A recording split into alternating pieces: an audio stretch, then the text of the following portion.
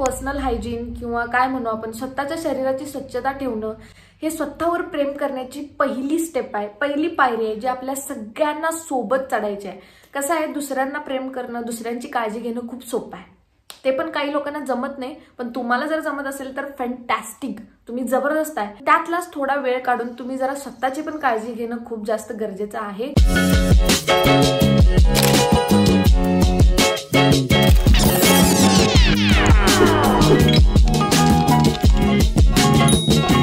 First, दिवसाची जी सुरुवात आहे ती आपल्याला आंघोळीपासून करायची आहे. तर तुम्ही म्हणणार यात काय नवीन सांगायला, आम्ही काय सकाळ सकाळी उठून चिखलात लोळायला जातोय? तसं नाही. 2025 आहे तरी सुद्धा मला या गोष्टी सांगायला लागल्यात. म्हणजे कोण तर असं आहे ज्याने आंघोळीला एवढं सिरियस घेत नाहीत.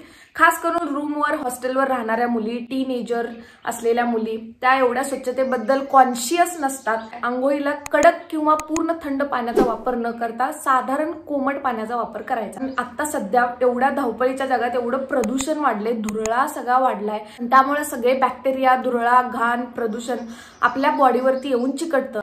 त्यामुळे ते नॉर्मल पाण्याने ही सगळी घाण निघत नाही. म्हणून आंघोळ करताना तुम्ही एकतर लुफा किंवा बॉडी क्लॉथचा वापर करणं इज नेसेसरी. आता बऱ्याच लोकांच्या मनात शंका आहे की लुफामध्ये खूप जास्त बॅक्टेरिया ट्रॅप होतात, अडकतात, मग ते एवढं हायजीन मेंटेन करणारं वाटत नाही. तसं असेल तर तुम्ही बॉडी क्लॉथचा वापर करू शकताय. बॉडी क्लॉथ जरी नसेल तुमच्याकडे, टर्केस टॉवेल सारखे रुमाल येतात, आता त्याला काय म्हणतात मला माहित नाही, मी असंच म्हणते. तर तसे छोटे छोटे जे रुमाल्स असतात ना, ते तुम्ही वापरू शकताय. याच्यामुळे तुमची जी बॉडी आहे, तुमची जी स्किन आहे ती जेंटली एक्सफोलिएट होते आणि जे बॅक्टेरियाज, घाण, मळ जो तुमच्या अंगावरती साठलेला असतो तो हळूहळू निघून जातो आणि त्यामुळे तुमची बॉडी खूप फ्रेश फील करते. आपल्या बॉडीचा ओडर येत नाही, म्हणजे घाण वास येत नाही. Second, clean your tongue. तुम्हाला तुमची जीभ स्वच्छ करायची आहे. आता दात तर सगळेजणच घासतात, यात काही नवीन नाही आहे. घासताय ना, आंघोळ करत नाही ते करत नाही, दात तर घासत जावा दररोज उठून, माणसासारखं वागा जरा. ठीक आहे, तर दात अगोदर तुम्हाला घासायचा आहे. पॉसिबल असेल तर 2 वेळा घासा. दात घासल्यानंतर तुम्हाला तुमची जीभ पण स्वच्छ करायची आहे. कारण जेव्हा आपण खातो कुठलाही पदार्थ, तो जसं आपल्या दातांमध्ये अडकतो, त्याचे बारीक बारीक कण आपल्या जिभेवरती सुद्धा असतात आणि त्याच्यामुळे बॅक्टेरिया ग्रो व्हायला चालू होतात, बॅक्टेरिया डेव्हलप व्हायला चालू होतात. आणि म्हणूनच आपण बोलताना किंवा जांभई देताना आपल्या तोंडातून खूप घाण वास येतो आणि आपल्याला पण समजत नाही की व्हायलंय काय, मी एवढी स्वच्छता ठेवायला, दात रोज मी घासते तरी पण माझ्या तोंडातून असा का वास यालाय. कारण हे आहे की तुम्ही तुमच्या जिभेची स्वच्छता अजिबात ठेवत नाही आहे. तुम्ही टंग क्लीनर्स येतात अशा पद्धतीचे, ते तुम्ही वापरू शकताय. खूप स्वस्त असतात, अजिबात म्हणजे तुम्हाला जास्त पैसे उडवायची काही गरज नाही आहे. कारण तुम्ही मला फॉलो करताय, मी तुमच्या पैशाला काडी लावायच्या गोष्टी काय सुद्धा सांगत नाही, हे तुम्हाला पण माहित आहे. जर तुम्हाला खूप जास्त प्रॉब्लेम असेल बॅड माउथ किंवा काय म्हणू आपण माउथ ओडरचा, तर वेगवेगळे बाजारामध्ये माउथ फ्रेशनर्स मिळतात, तुम्ही ते वापरू शकताय. घरगुती जर हवं असेल तर तुम्ही फक्त एक वेलची घ्यायची आणि तोंडात ठेवायची, त्याच्यामुळे सुद्धा हा प्रॉब्लेम हळूहळू कमी व्हायला चालू होतो. तिसरी गोष्ट तुम्ही यामध्ये करू शकताय ती म्हणजे ऑइल पुलिंग. जसं आपण पाण्याने चूळ भरतोय तशाच पद्धतीनं तेलानं तुम्हाला चूळ भरायची आहे किंवा तेल तुम्ही असं तोंडात ठेवायचं असं.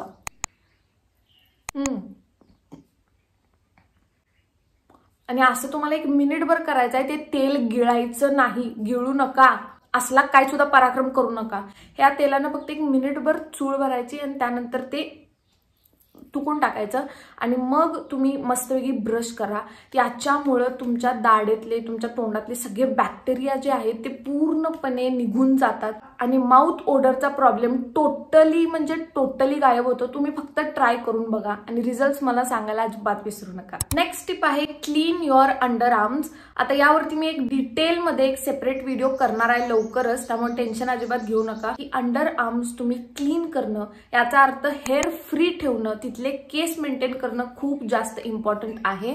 जेव्हा तुम्ही तिथले केस तसेच ठेवताना तेव्हा बॅक्टेरिया अगेन पूर्ण अडकतात, घाम तुम्हाला जास्त येतो आणि त्याच्यामुळेच आपल्या शरीराचा दुर्गंध यायला चालू होतो आणि ते आपण तर इम्बॅरेस होतोय, ते पुढच्याला सुद्धा कसतर होते, ते बिचारा सांगत पण नाही आणि तोंड बघलता वाकडं. मग आपल्याला असं वाटतं की माझ्यासोबत बोलताना लोक तोंड पाडून बोलतात.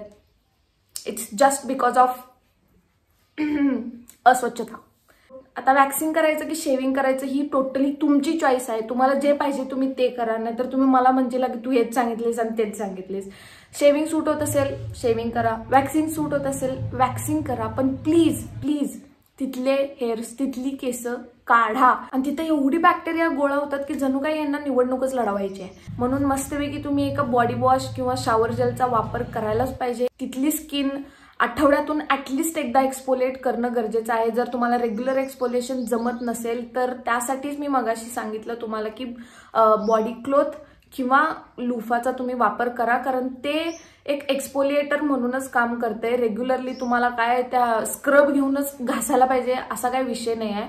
तुम्ही नॉर्मल त्यानं जरी स्वच्छ केला तरी पण तुमची स्किन एक्सपोलिएट होते. तिथलं ब्लड सर्क्युलेशन बऱ्यापैकी वाढतं आणि त्यामुळे जो अनइव्हननेस तिथं असतो, डार्कनेस जो असतो तिथला, तो हळूहळू कमी व्हायला चालू होतो. नेक्स्ट टिप आहे क्लीन युअर इयर्स. दुसऱ्यांच्या आयुष्यात काय चाललंय, दुसरी किती भांडलेत हे ऐकायला बरं आपण लगे कान पुढं करतोय, पण स्वच्छता कानाची हे आम्हाला काही सांगू नका. तुम्ही असलं काही चांगलं सांगू नका. आता बरेच जण आहेत की डायरेक्ट काड्या घालतात कानात. खास करून आमच्या इकडे तर काड्यापिटीची काडी आणि उदबत्तीची काडी ही ठरलेली आहे. उगच टवकारात बसायचं ते कान, असलं काय पराक्रम करायचं नाही. जर ती काडी कानाला लागली रे लागली, सगळी तुमची वाट लागली एवढं लक्षात ठेवा. इयरबड मिळतात ते तुम्ही वापरू शकताय. आता त्यात पण लोकांनी एवढं त्याचं हाईप करून ठेवल्यात. आता ते काड्या लागतात म्हणून माणसाने इयरबड तयार केलं, तर इयरबडनं लोक म्हणालीत की ते कापूस आत राहिला तर, मग ते आमच्या कानाला काहीतरी झालं तर. तरी पण तुम्हाला जर शंका वाटत असेल तर काय करायचं, बोटाला अगोदर तेल लावायचं आणि ते तेल त्या कापसावरून फिरवून घ्यायचं, म्हणजे असा हात फिरवून घ्यायचा तो तेलकट हात. त्याच्यामुळे जे कापसाचे जे छोटे छोटे छोटे केस बाहेर आलेले असतात ना ते एकमेकावरती बसतात गच्च. जरा आपल्याला बुद्धी पाजळायला पाहिजे. देवानं आपल्याला डोकं असंच दिलेलं नाही आहे, ठीक आहे.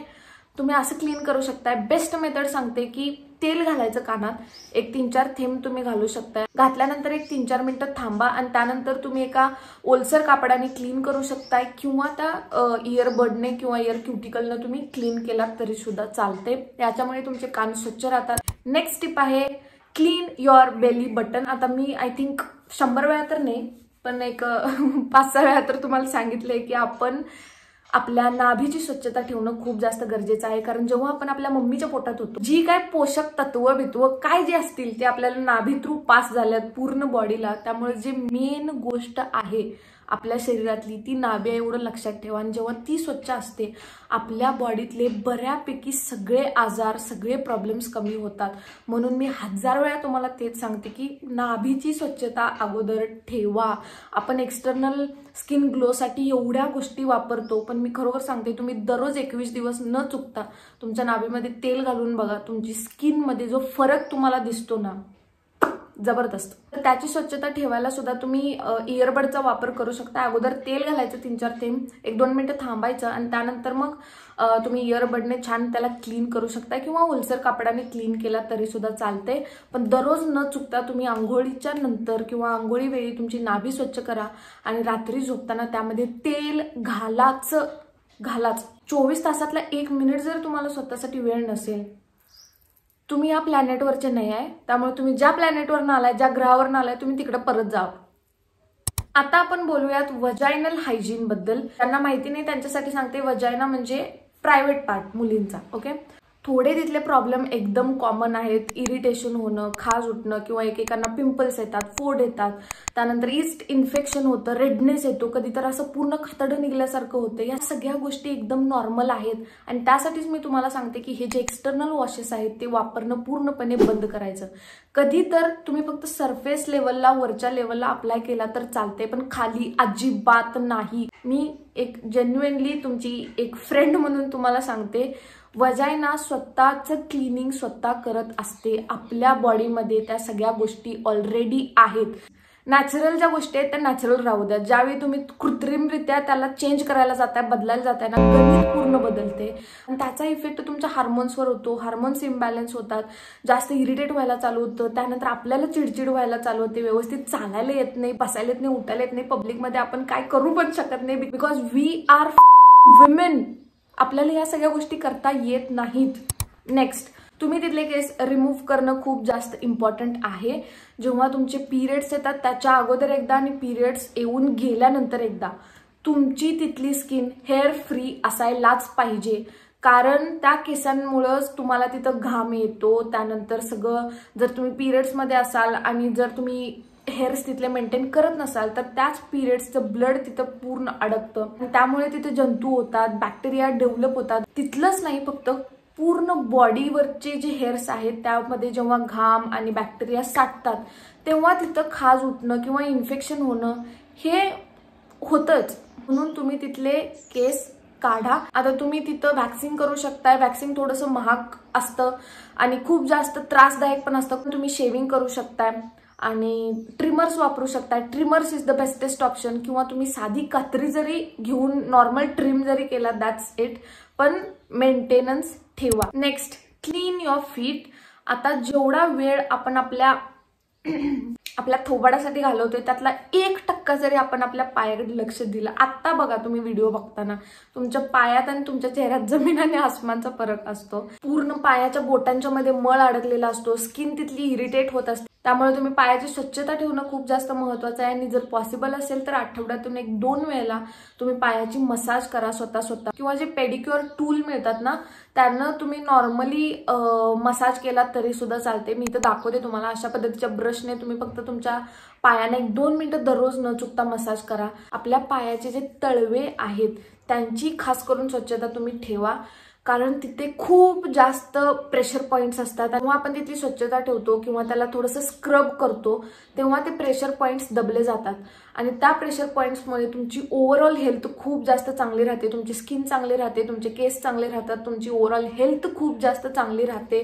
तुम्ही मला नंतर थँक्यू म्हणाल, खरोखर सांगालोय मी. Okay, that's it for today's video. I hope तुम्हाला हा व्हिडिओ आवडला असेल. आवडलाय तर प्लीज यार एक लाईक करायला अजिबात विसरू नका. आणि अशाच इंटरेस्टिंग आणि इन्फॉर्मेटिव्ह व्हिडिओ सोबत भेटू पुढच्या व्हिडिओमध्ये. तोपर्यंत स्वतःची काळजी घ्या आणि स्वतःवर खूप प्रेम करा.